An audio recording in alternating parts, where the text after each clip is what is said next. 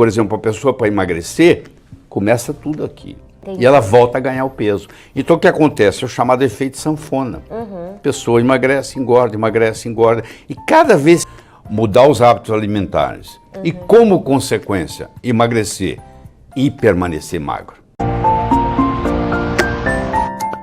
Eu comecei a minha carreira médica como psiquiatra. Eu me lembro que eu estava indo para a faculdade de medicina e tinha um professor meu de neurofisiologia que estava no ponto do ônibus. Eu parei o carro, falei, você quer carona? Ele entrou. Eu falei, mas você não tem carro? Ele falou, claro que tem, mas eu não dirijo. Eu não consigo aprender a dirigir. E ele era um psiquiatra famoso e diretor de um hospital com 240 mulheres loucas. Aí eu falei, quer fazer uma troca comigo? Ele falou, o quê? Eu te ensino a dirigir, você me ensina a psiquiatria. Ele falou, top. Então eu ensinei ele a dirigir e ele me levou por debaixo das asas dele para esse hospital. E eu tive a oportunidade de trabalhar lá quase 3 anos, ainda acadêmico, com 240 mulheres loucas. E isso fez toda a diferença. Vou dar um exemplo. Eu tinha 10 pacientes lá que não conseguiam dormir. Nada, não conseguia dormir, não conseguia dormir. Toda terça-feira, às 18 horas, eu tinha uma reunião com essas 10 mulheres. E eu disse para elas que eu consegui um remédio dos Estados Unidos, que não tinha quem não dormisse. E eu preparei elas para receber esse remédio. Quando chegou o dia, eu avisei para elas que infelizmente o remédio não chegou, que nós tínhamos que esperar mais um mês. Aí esperamos mais um mês. E finalmente chegou a data. E eu dei para elas Reativan, que era um remédio que a gente usava para ficar acordado para estudar para o vestibular. E todas dormiram muito bem. Olha isso, no dia seguinte, a mulher chegava e dizia, ó, nunca dormi tão bem na minha vida.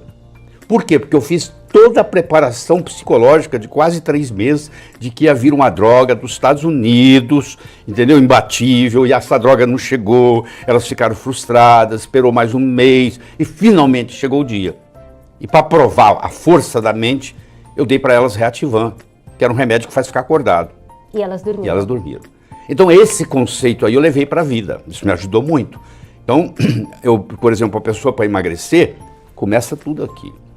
É claro que é importante, eu como nutrólogo entendo toda a parte do que deve comer, da atividade física que nós vamos discutir, mas isso tudo fica irrelevante comparado com aqui. Porque se eu não mexer aqui, essa pessoa engorda de novo. Entendi. Porque ela tem uma imagem de gordo.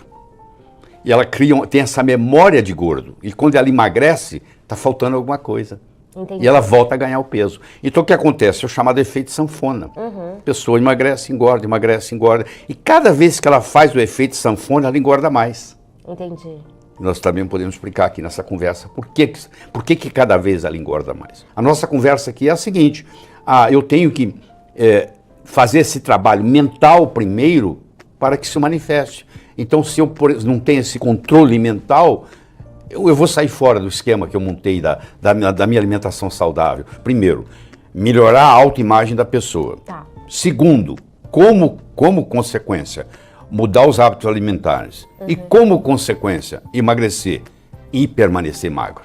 Entendi. Então, o livro se propõe a melhorar a autoimagem do leitor. E uma vez melhorada a autoimagem, automaticamente ele começa a fazer uma reeducação alimentar. Sério? Fazendo essa reeducação alimentar, ele sofre um emagrecimento e nesse emagrecimento agora nós temos que fazer com que ele não volte. Por quê? Porque os estudos mostram que entre 5% e 10% só mantém o peso. Se você faz um grupo de pessoas e emagrece elas hoje e daqui um ano, 90% pelo menos voltou ou ao peso original ou mais. A doutora Ellen Langer, ela tem um livro chamado Counterclockwise, quer dizer, anti-horário, que ela pegou indivíduos com em torno de 80 anos de idade, levou esses indivíduos para um resort, e aí esse resort, ele era preparado para como se estivesse nos anos 59, nos anos 50. Então ele pegaram indivíduos com 80 anos, fizeram toda a bateria bioquímica do colesterol, não sei o que, mediram tudo neles. E eles foram para esse resort, onde a decoração era dos anos 50, onde a música era dos anos 50, onde o que passava na televisão era dos anos 50, onde só se podia conversar, não com o verbo no passado, mas com o verbo no presente. É como se estivessem vivendo os anos 50 de novo. E quando terminou tudo isso, eles fizeram medidas bioquímicas e as pessoas rejuvenesceram. Meu Deus. Só pelo mindfulness. Pela vivência. Então isso é muito importante.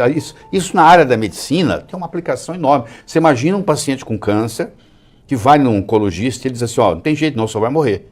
Acabou, já está morto. Porque como o médico é aquela figura que sabe tudo, e de repente ele fala que você vai morrer. Agora, se vai num médico e diz, não, nós vamos tirar esta letra, nós temos aqui hoje tecnologia para isso, a medicina evoluiu, pode estar certo. Quer dizer, a pessoa muda o mindfulness. O desconhecimento, né, faz com que as pessoas se afastem, obviamente, do conhecimento, né?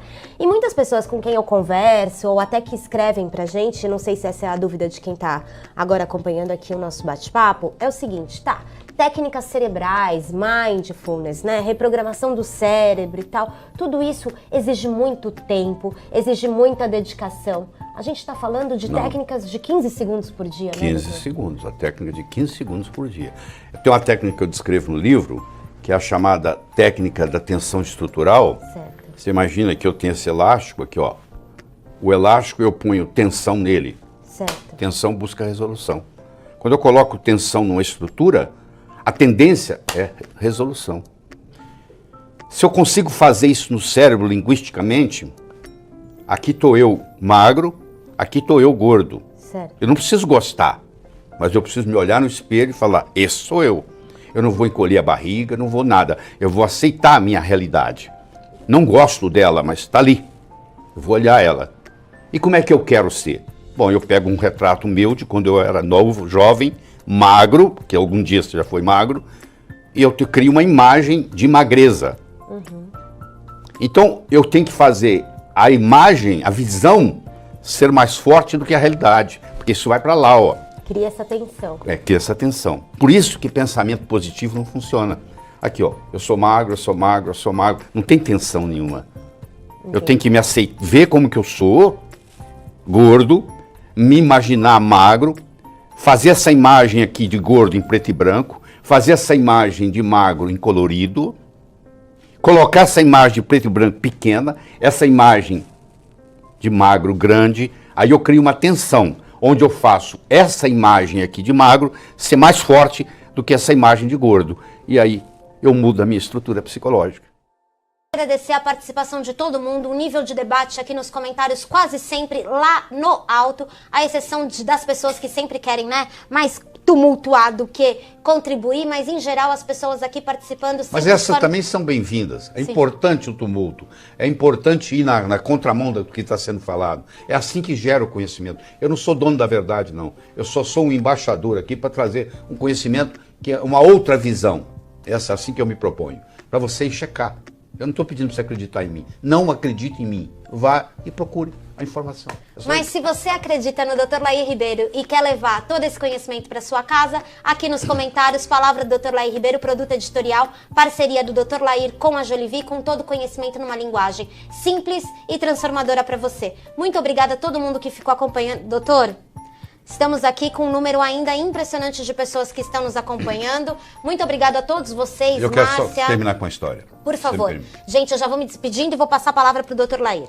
Era uma vez um escritor que vivia à beira-mar. Ele tinha por costume caminhar na praia e à tarde e à noite ele escrevia. Uma manhã ele estava caminhando na praia e de longe ele avistou um jovem que dançava na areia. Aquilo despertou a curiosidade dele, ele se aproximou. Quando ele se aproximou, ele viu que o jovem não estava dançando. O jovem estava jogando coisas no oceano. Ele perguntou para o jovem, jovem, o que você está fazendo? O jovem respondeu, o sol está quente, a maré está baixa, essas estrelas do mar estão morrendo desidratadas aqui, eu estou jogando-as de volta ao oceano. Aí o escritor olhou para o jovem e disse, jovem, será que você não entende? Existem centenas e centenas e centenas de quilômetros de praia, centenas de milhares de estrelas do mar na areia. Se jogar uma ou outra de volta no oceano, no total não vai fazer diferença nenhuma. O jovem pegou uma estrela do mar, jogou no oceano, olhou para o escritor e disse, para essa eu fiz diferença. O escritor foi para casa, naquela tarde ele não conseguiu escrever, naquela noite ele não conseguiu dormir, na manhã seguinte ele levantou-se, juntou o jovem e os dois juntos começaram a jogar estrelas do mar de volta ao oceano. Eu não sei qual impacto essa conversa vai ter, Se vai entrar no ouvido, se vai sair no outro, se você achar que eu estou errado, etc. Mas eu vou dizer uma coisa. Se fez diferença para um de vocês, já valeu a pena. Essa é a minha mensagem de hoje. Ficamos por aqui. Até a próxima. Inscreva-se em nosso canal e ative o sininho para que vídeos como esse cheguem até você.